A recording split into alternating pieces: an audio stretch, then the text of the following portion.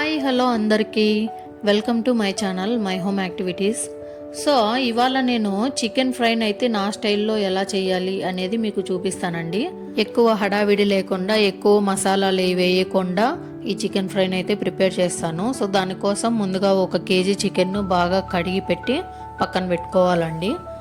ఇప్పుడు మనం మసాలా కోసం మిక్సీ జార్ తీసుకొని అందులోకి 2 బిర్యానీ ఆకు, 1 అనాస పువ్వు, 4 యాలకులు, అలాగే కొద్దిగా జాపత్రి, రాతి పువ్వు కొంచెం, అలానే 6 నుంచి 7 వరకు లవంగాలు, 2 మరాఠీ మొగ్గ, 2 దాల్చిన చెక్క కూడా వేసుకోవాలి. అలాగే 1.5 ఇంచు అల్లం, 2 వెల్లుల్లి రెమ్మలను వేసుకొని బాగా మిక్స్ చేసుకోవాలండి దీన్ని. ఇప్పుడు మనము కొన్ని మిరియాలను కూడా యాడ్ చేసుకుందాం ఇందులోకి.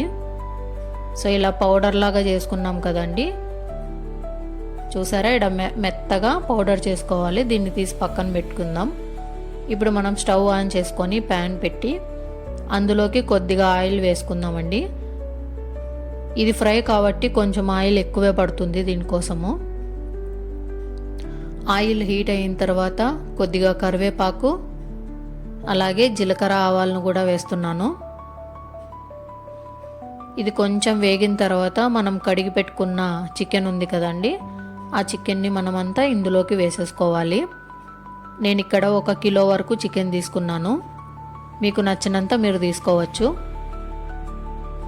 సో ఇలా ఆయిల్లోకి మొత్తం చికెన్ అంతా కూడా వేసేసుకొని బాగా మిక్స్ చేసుకోవాలండి. ఇందులోకి రుచికి సరిపడా ఉప్పు, అలాగే కొద్దిగా పసుపుని కూడా యాడ్ చేసుకుందాం. ఇప్పుడు ఈ 2 మిక్స్ అయ్యేలాగా చికెన్ ముక్కలకు బాగా పట్టేలాగా కలుపుకోవాలండి. చూస్తున్నారా, వీడియోలో చూపిస్తున్న విధంగా నిదానంగా ఆయిల్ కింది నుండి పై వరకు కలుపుతూ ఉండాలి. మూత పెట్టి 5 నిమిషాలు ఉడికించుకుందాం. సో చికెన్లో నుండి వాటర్ అంతా రిలీజ్ అయ్యింది కదండి, ఆ వాటర్లోనే ఈ చికెన్ అంతా ఉడికిపోవాలి. అప్పుడే దీనికి టేస్ట్ బాగా వస్తుంది. మనం ఎక్స్ట్రాగా ఇంకా ఏ వాటర్ని కూడా యాడ్ చేయలేదు. సో ఇదే వాటర్లోనే చికెన్ పీసెస్ బాగా ఉడికిపోతాయి. చూస్తున్నారా, వాటర్ అన్నీ కూడా ఎలా రిలీజ్ అయ్యాయో. సో ఇప్పుడు మూత పెట్టుకొని మరి 3 నిమిషాలు అలానే వదిలేస్తే వాటర్ అన్నీ కూడా ఆవిరైపోతాయి. చూస్తున్నారా, ముక్కలన్నీ కూడా ఉడికిపోయాయి అన్నమాట ఆల్మోస్ట్. ఇప్పుడు మనం రుచికి సరిపడా కారం, ఇప్పుడు మనం మిక్సీ చేసి పెట్టుకున్న ఈ పౌడర్ని కూడా ఇందులోకి వేసేసుకుందాం. సో నేను క్వాంటిటీ తక్కువగానే చేసుకున్నాను, 1 కిలోకి ఇదంతా సరిపోతుందన్నమాట. ఈ పౌడర్ని అంతా కూడా ఇందులోకి వేసేసుకోవాలి. ఈ పౌడర్ అంతా మనం చికెన్ ముక్కలకు బాగా పట్టేలాగా కలుపుకోవాలి. సో చూస్తున్నారా, చికెన్ కలర్ఫుల్గా కనిపించడం మొదలైంది.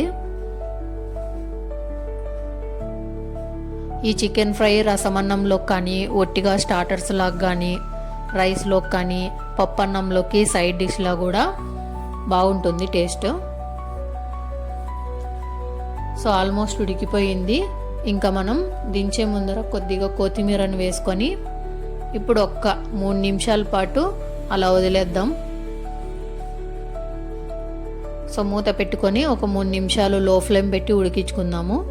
సో ఆ ఫ్లేవర్స్ అన్నీ కూడా చికెన్కు బాగా పడతాయి అన్నమాట.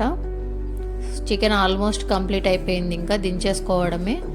ఇప్పుడు మనం ఈ చికెన్ను రసమన్నంలో కానీ, సైడ్ డిష్ లాగా కానీ, స్టార్టర్ లాగా కూడా మనం యూజ్ చేసుకోవచ్చు. దీన్ని టేస్ట్ మాత్రం భలే కుదిరింది.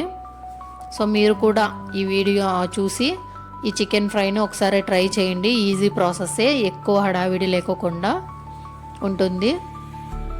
టేస్ట్ మాత్రం ఎక్సలెంట్గా ఉంటుంది. సో ఈ వీడియో నచ్చితే కనుక మీరు ఒక లైక్ చేసి మన ఛానల్ని అయితే సబ్స్క్రైబ్ చేసుకోండి ఇలాంటి వీడియోస్ కోసం.